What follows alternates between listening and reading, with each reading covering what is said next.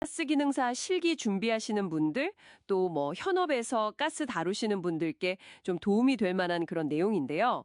압력, 온도, 부피 이런 기본 관계부터 시작해서요. 뭐 효율, 실제 기체가 어떻게 움직이는지 이런 것까지 한번 쭉 훑어볼게요. 바로 시작하죠? 네, 좋습니다. 그 문제들을 쭉 보니까요. 기체의 기본적인 성질, 또 상태 변화 이런 걸 이해하는데 정말 중요한 몇 가지 원리들이 계속 나오더라고요.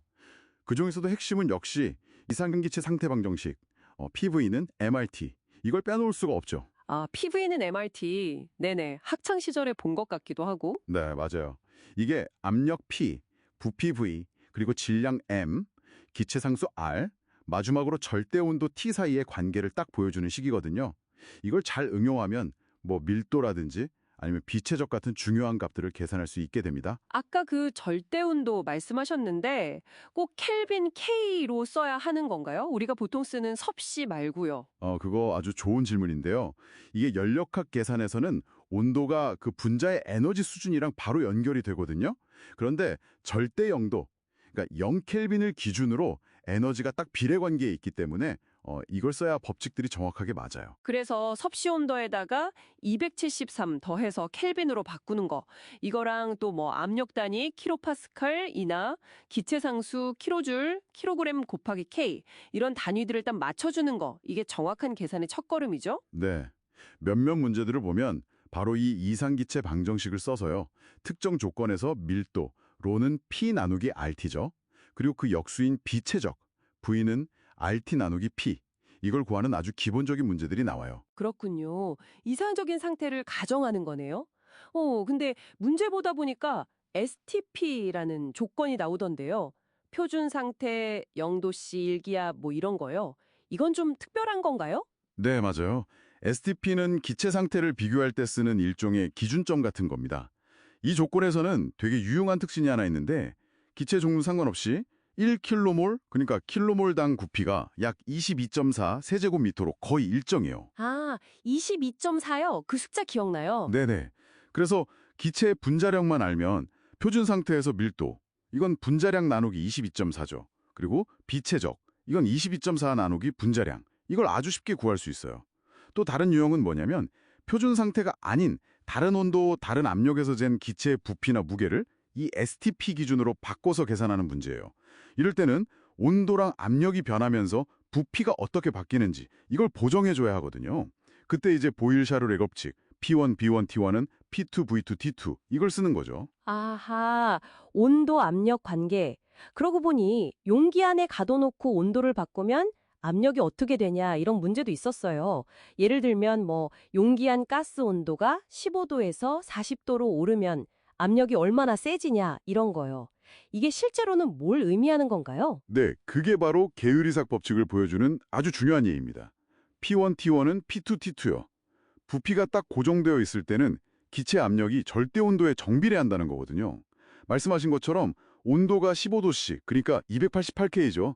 여기서 40도씨, 313K로 오르면 그 절대 온도 비율만큼 압력이 같이 올라가는 거예요. 와, 이게 왜 중요하냐면 실제 가스 저장 탱크나 배관 같은 데서 주변 온도가 올라가 버리면 내부 압력이 생각보다 확 높아져서 위험할 수 있거든요. 이야, 그냥 계산 문제가 아니라 완전 안전이랑 관련된 거네요. 와, 이거 정말 흥미로운데요. 그렇죠. 안전관리의 핵심 원리 중 하나라고 볼 수 있습니다.